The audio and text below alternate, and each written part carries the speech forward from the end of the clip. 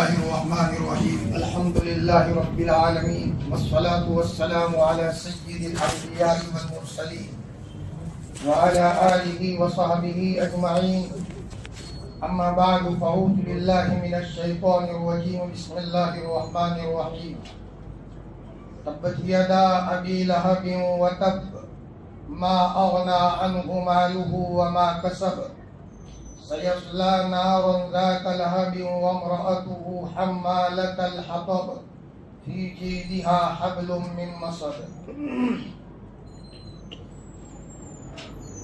بہت محبت کے قابل میرے عزیز دینی بھائیو، کل آپ کے سامنے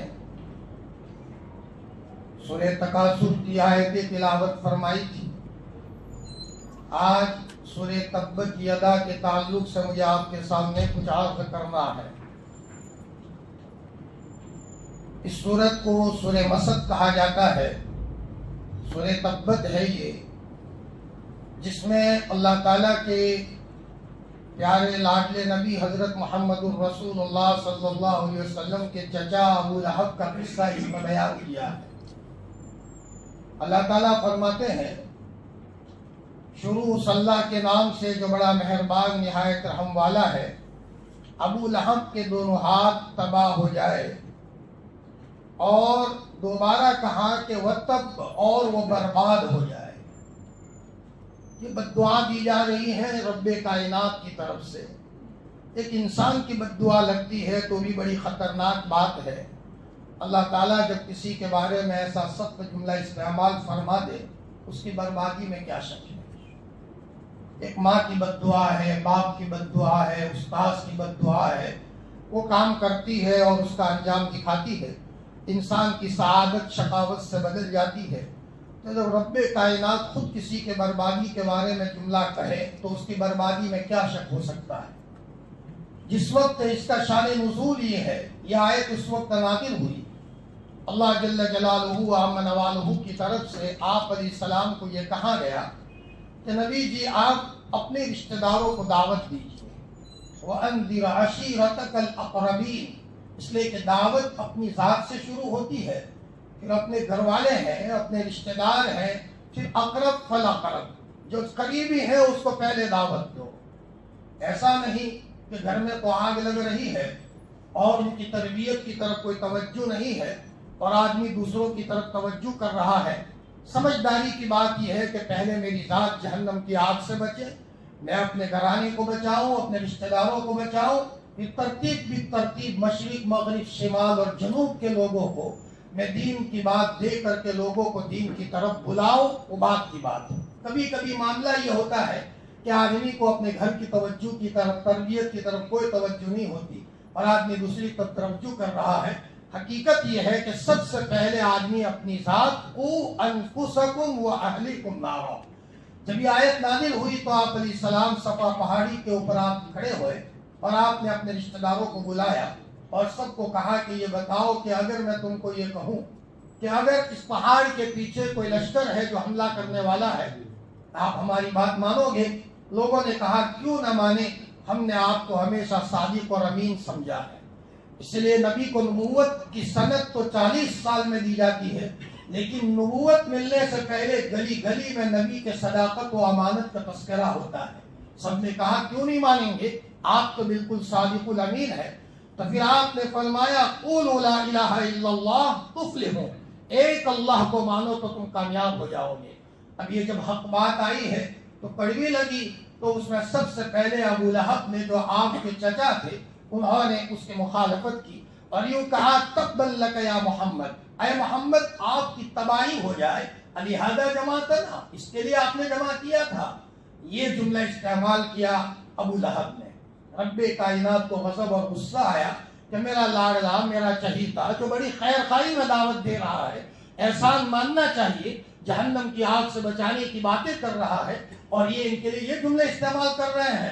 ارے وہ کیا برباد ہو، تو تباہ اور برباد ہو جائے گا.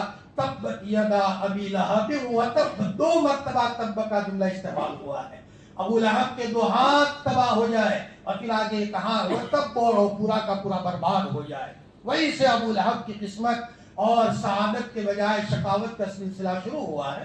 اسی لیے حضرت نبی کریم صلی اللہ علیہ وسلم نے ایک موقع پر فرمایا لقد اوذیت فی اللہ ما لم یؤذ احد، مجھے وہ تکلیف دی گئی ہے جو کسی نبی کو تکلیف نہیں دی گئی، وَلَقَدْ أُخِذْتُ فِي اللَّهِ مَا لَمْ يُخَفْ أَحَدٍ، مجھے وہ ڈرایا گیا ہے جو کسی نبی کو نہیں ڈرایا گیا۔ یہاں ایک پرشن ہوتا ہے، سوال ہوتا ہے کہ پچھلے انبیاءوں کو تو آرے سے چیرا گیا تھا، اتنا ان کے اوپر ظلم کیا گیا تھا، محبوب کے اوپر ایسا تو نہیں ہوا، پھر آپ ایسا کیوں کہہ رہے ہیں؟ وجہ یہ ہے کہ آپ علیہ السلام کو اپنی امت کے ساتھ بہت قریبی تعلق تھا، بہت قریبی تعلق تھا۔ چنانچہ روایتوں میں آتا ہے پہلے تو اگر کسی کا انتقال ہوتا تھا تو آپ علیہ السلام فرماتے تھے قرض چھوڑا ہے کہ نہیں چھوڑا ہے، تو فرمایا قرض کی ادائیگی کے لیے کوئی مال چھوڑا ہے کہ نہیں چھوڑا، تو کہ صلوا علی صاحبکم، اپنے جنازے اس کے جنازے کی نماز تم پڑھ لو، میں نہیں پڑھتا، آپ نہیں پڑھتے تھے۔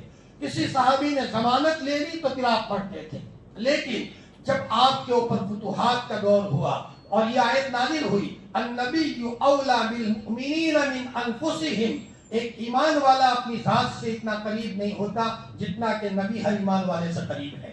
تو اس کے بعد آپ نے یہ اصول بتایا کہ اگر کسی کا انتقال ہو جائے اور اس کا قرضہ ہے تو سرکاری پیسوں سے اس کے قرضے کی بھرپائی ہوگی۔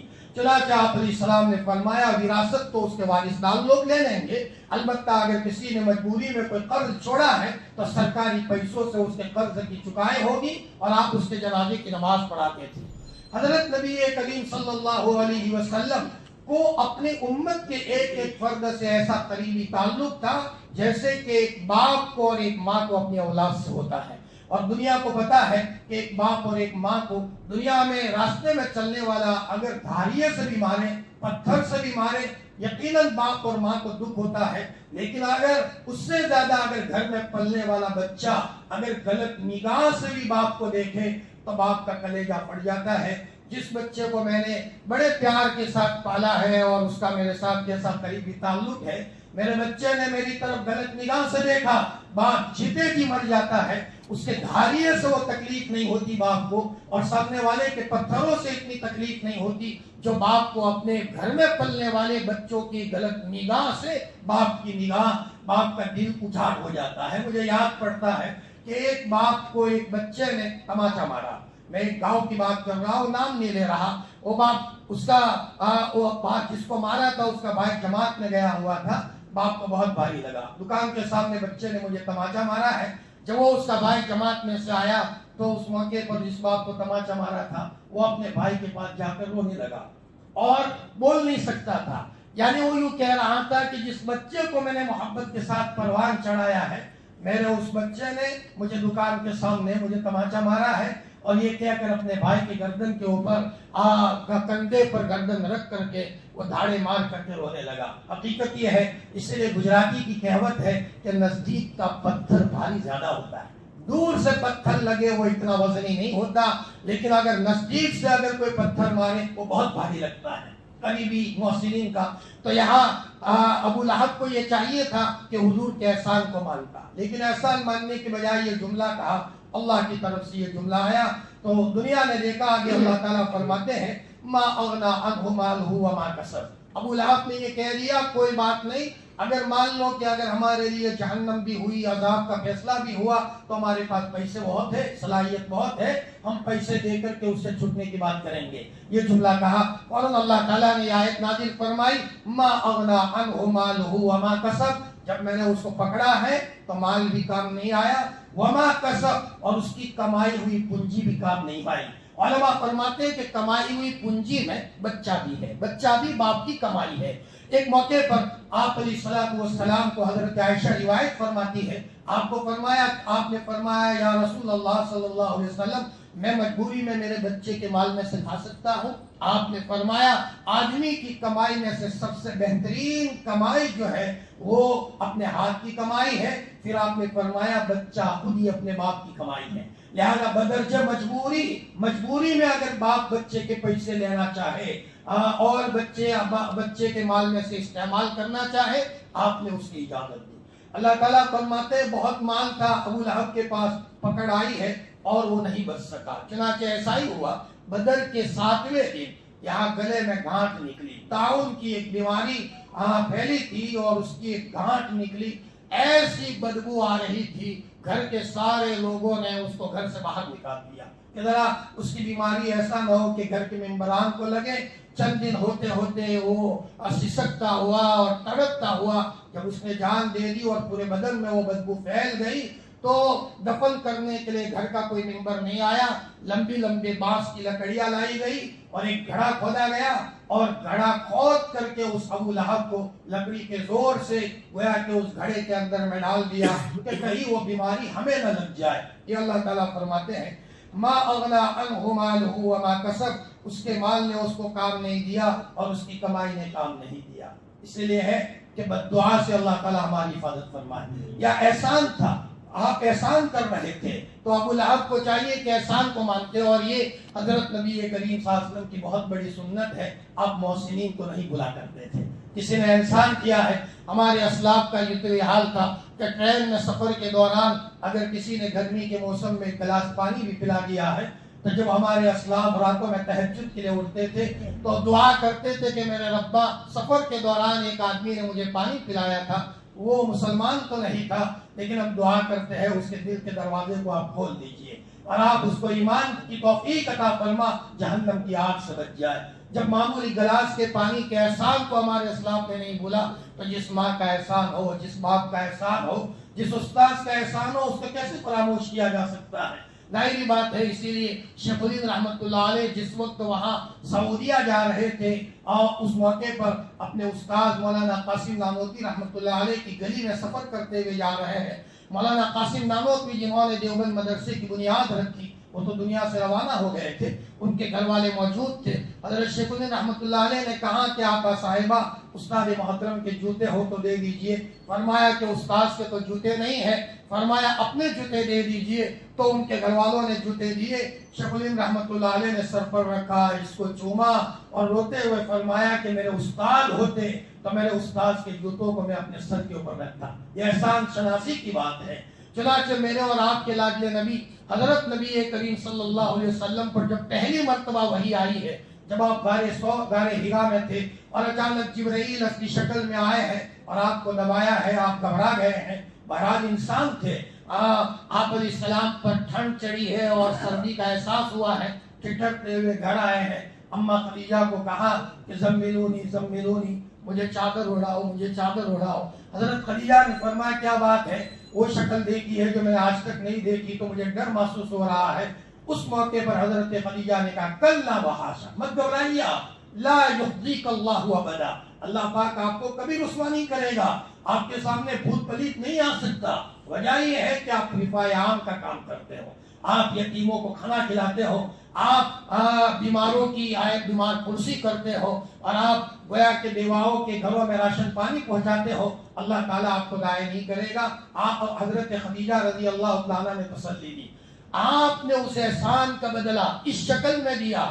مکہ فتح ہوا ہے، 10,000 کا لشکر آپ کے ساتھ ہے اور کیسے کیسے صحابہ نورانی چہرے آپ کے ساتھ ہے، لیکن آپ جب مکہ المکرمہ میں داخل ہوئے ہیں تو جنت المعلیٰ میں قبر ہے اوپر کی جانب میں حضرت خدیجہ الکبریٰ رضی اللہ عنہا کی، تو آپ علیہ السلام فتح کا جھنڈا لے کر اپنے 10,000 صحاباؤں کو لے کر اس قبرستان میں گئے ہیں، اور آپ نے وہ فتح کا جھنڈا حضرت خدیجہ الکبریٰ رضی اللہ عنہا کے قبر پر آپ نے گاڑا ہے، اور آپ نے روتے روتے فرمایا کہ فتح مکہ میں میری خدیجہ کا بھی احسان ہے، میری خدیجہ نے مجھے ساتھ دیا تھا، اور شروع میں جب میں نے دین کا کام شروع کیا تھا تو میری خدیجہ نے مجھے ساتھ دیا تھا۔ چنانچہ اماں عائشہ فرماتی ہے گھر میں جو اچھا کھانا بنتا تھا تو آپ فرماتے تھے عائشہ خدیجہ کی سہیلی کو پہنچاؤ، خدیجہ کی سہیلی کو پہنچاؤ، اور فرمایا کہ حضرت خدیجہ نے مجھے بہت ساتھ دیا ہے، اور بار بار آپ حضرت خدیجہ کو یاد کرتے تھے۔ تو ایک مرتبہ حضرت عائشہ نے فرمایا یا رسول اللہ، آپ اس بوڑھی کو بہت یاد کرتے ہو، تو آپ نے فرمایا عائشہ جس زمانے میں کسی نے مجھے ساتھ نہیں دیا تھا اس زمانے میں سب سے پہلے اگر کسی نے ساتھ دیا ہے تو وہ حضرت خدیجہ نے ساتھ دیا ہے، میں اس احسان کو کیسے فراموش کر سکتا۔ حقیقت یہ ہے الانسان عبد الاحسان، انسان تو احسان کا غلام ہو جاتا ہے۔ هل جزاء الاحسان الا الاحسان، احسان کا بدلہ تو احسان ہی ہوا کرتا ہے۔ اسی لیے جس باپ اور جس ماں نے ہمیں بچپن سے پالا پوسا ہو، یا جس استاد نے ہمیں الف با نہیں سینے میں قرآن محفوظ کرایا ہو، حقیقت یہ ہے کہ پتھر کو پکانے کے برابر ہے۔ لیکن ایسے بھی واقعات ہیں مجھے یاد ہے کہ ایک ماں کے 7 لڑکے تھے، تو اس ماں نے مرتے مرتے یہ کہا میرے ان لڑکوں کے بجائے تو کہ اللہ نے مجھے 7 پتھر دیے ہوتے تو اچھا تھا، میں پتھر کسی گھر کے سامنے کم از کم رکھ دیتی تو کسی کے کپڑے دھونے میں کام آتا، اس لیے کہ ایک بچہ بھی میرا نہیں ہے۔ اب یہ ماں کے اندر کی آہیں جو نکلتی ہے وہ اولاد کو ضائع کر دیتی ہے۔ اس لیے ہم دوسروں کی خدمت کریں نہ کریں، لیکن ایک آدمی کو چاہیے کہ اپنے ابا کے سامنے اپنی زبان کو بند کر دے۔ وَخْفِضْ لَهُمَا جَنَاحَ الذُّلِّ کی تفسیر میں علماء فرماتے ہیں کہ ماں باپ کے سامنے اپنے بازو عاجزی سے جھکائیے۔ اس کی تفسیر میں علماء فرماتے ہیں کسی پرندے کا کسی نے شکار کیا، چڑیا کا شکار کیا، گولی چلائی اور وہ پرندہ پھڑ پڑاتا ہوا نیچے گر گیا اور اس کے وہاں اندر میں انڈے بھی ہے اور چھوٹے چھوٹے بچے بھی ہیں، تو اس وقت عاجز ہو کر کے وہ پرندہ اس شکاری کی طرف دیکھتا ہے، یعنی ایک چھڑانے کی ایک گہار لگاتا ہے کہ میرے ساتھ کچھ رحم کا معاملہ کیجئے۔ تو جیسے بہت عاجزی کا انداز وہ پرندہ گولی لگنے کے بعد اختیار کرتا ہے، اسی طریقے سے ہر بچے کو چاہیے کہ اپنے بوڑھے ماں اور اپنے بوڑھے باپ کے سامنے اس پرندے سے زیادہ اپنے آپ کو متواضعانہ پیش کریں کہ جس وقت ہماری کوئی حیثیت نہیں تھی اس وقت آپ نے ہمیں پالا اور پوسا تھا۔ لیکن ماڈرن زمانہ ہے اور جگہ جگہ آدمی احسان فراموشی کا عجیب دور چل رہا ہے، اللہ ہماری حفاظت فرمائے۔ مولانا دین محمد صلی الدین پوری فرماتے ہیں کہ ایک مرتبہ میں واعظ کر کے نیچے جا رہا تھا، اچانک ایک جوان نے مجھے کہا مولانا جاؤ میرا پاؤں دیکھو اور لوگوں کو بتاؤ تاکہ لوگوں کو عبرت ہو۔ فرمایا بیٹا کیا ہوا؟ کہ ایک مرتبہ میں نے شراب کے نشے میں گھر آ کر رات کو میری ماں کو لات ماری تو میری ماں نے مجھے اتنا کہا تیرا پاؤں سڑ جائے، بس اتنا نکل گیا زبان سے، تیرا پاؤں سڑ جائے۔ اتنا ہوا، رات کو سویا اور اچانک کسی جانور نے کیا ڈسا، انفیکشن ہو گیا، علاج کرتے کرتے تھک گیا۔ ڈاکٹر نے یہ کہا ہے کہ جس کو کٹائے کے بغیر کوئی فرصت نہیں۔ ادھر ماں ایک جملہ بولتی ہے اور راتوں رات اچانک کہیں سے نہ معلوم وہ کیا جانور ہو، وہ تو اللہ کی طرف سے ہوتا ہے۔ ایک مرتبہ امام ابو حنیفہ کے بارے میں ایک صاحب برا بھلا کہنے لگے، امام ابو حنیفہ کو اچانک اوپر سے صاف گرا، سمجھ گئے میری غلطی کی سزا مل رہی ہے، فرمایا بھول ہو گئی میری، میں کبھی ان کو برا بھلا نہیں کہوں گا، وہاں سے صاف مڑ گیا۔ اللہ تعالی ہمیں اپنی پکڑ سے محفوظ فرمائے۔ ما اغنى عنه ماله وما کسب، نہ اس کے مال نے اسے کام دیا اور نہ اس کی کمائی نے۔ سیصلی نارا ذات لہب، ان قریب وہ ایسی آگ میں داخل ہوگا جو آگ کو بھڑکانے والی ہوگی، شعلوں کو بھڑکانے والی ہوگی۔ نام ہی ایسا تھا ابو لہب، آگ کا باپ، جیسے ابو جہل جہالت کا باپ۔ اسی لیے چاہیے آدمی کو کہ اپنے بچوں کے نام اچھے رکھے، ابتدا اچھے نام سے ہو۔ لیکن آج کل فیشنیبل کی دنیا میں کئی رکشہ کے پیچھے کوئی نام لکھا ہوا نظر آیا، وہ بچے کا لکھ لیا، لڑکی کا نام وہی لکھ لیا جو رکشہ کے پیچھے ہے۔ ارے ماڈرن جانے کے بجائے وہ نام رکھے جائے جو لاڈلے نبی کو پسند تھے۔ اس لیے حضرت محمد الرسول اللہ صلی اللہ علیہ وسلم کی خدمت میں جب کوئی آتا تھا، نیا اسلام میں داخل ہو رہا ہے یا اسلام میں آیا ہے لیکن ملاقات پہلی ہے، تو آپ پوچھتے تھے نام کیا ہے آپ کا؟ فرمایا حضرت یہ نام بدل لیجیے، آپ نام بدل دیجیے۔ حتیٰ کہ حضرت کا تو یہ معاملہ تھا، پہاڑوں میں سے گزر رہے ہیں تو پہاڑ کا نام پوچھتے ہیں، بھئی اس پہاڑ کا کیا نام ہے؟ کہ بنو زلالہ، پھٹکا دینے والا، یہ پھٹکا دینے والا بنو زلالہ۔ آپ نے فرمایا ہم سفر نہیں کریں گے، پہلے اس کا نام رکھ دو بنو رشدہ، رہبری کرنے والا پہاڑ، اس کے بعد ہم سفر کریں گے۔ ایک عورت نے سفر کر رہی ہے اور سفر کرتے ہوئے جس اٹھنی پر سفر کر رہی تھی اس کو 2-3 سخت جملے کہہ دیے۔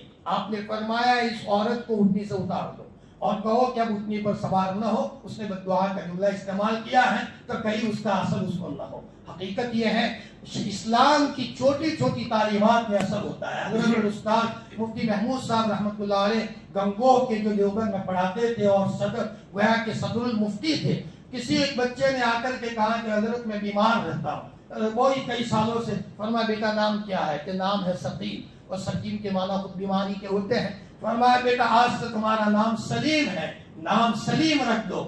بس سلیم نام رکھنا تھا، اللہ پاک نے طبیعت میں افاقہ کر دیا۔ اور ہم تو کہا کرتے ہیں نام تو اتنی اہمیت ہے کہ سرکار بھی نام بدل دیتی ہے کہ بھئی فلاں نے صبح کا یہ نام رکھ دو، اس کا مطلب وہ بھی جانتے ہیں کہ نام ہی پر تو سرکاریں ہوا کرتی ہے، لہذا نام جب بدلنے کا کام جب سرکاریں کیا کرتی ہے تو ہمیں چاہیے کہ اپنے گھر کا نام، اپنے بچوں کے نام، اپنی بچیوں کے نام ایسے نام رکھیں جو اچھے نام ہو۔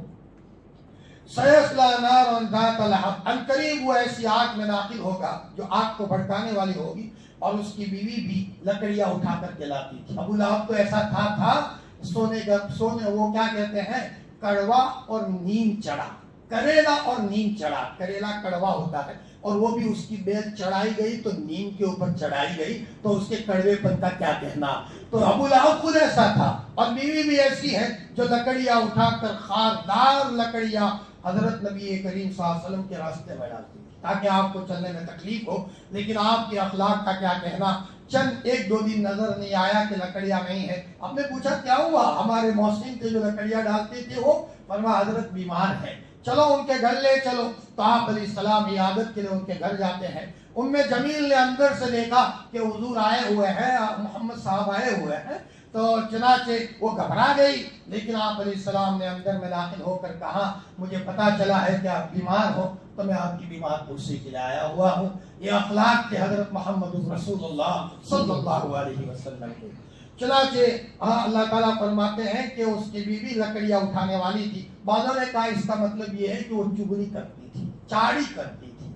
और ये चुगली की बीमारी आज हमारे अंदर में, हमारे मुआशरे में बहुत फैल रही है। हदीस में आता है कि जो इधर की बात उधर, उधर की बात इधर करके के आपस में आग लगाते हैं, अल्लाह ताला इनको जहन्नम में दो ज़बानें आग की पहनाएंगे। अल्लाह ताला हमारी और हमारी पूरी उम्मत की अल्लाह ताला हिफाजत फरमाए। उसके गले में गोया की एक बटी हुई रस्सी होगी, यानी जहन्नम के अंदर में अल्लाह पाक मजबूत तोक लगाएंगे उस औरत को भी। जहाँ अबू लहब को सदा मिली, वहाँ उसकी बीवी को भी सदा मिली। तो पता ही ये चला कि हमें चाहिए कि हम किसी मौसम के एहसान को कभी नहीं भूलना चाहिए, छोटा बन करके रहना चाहिए, और हमें अपनी ज़बान से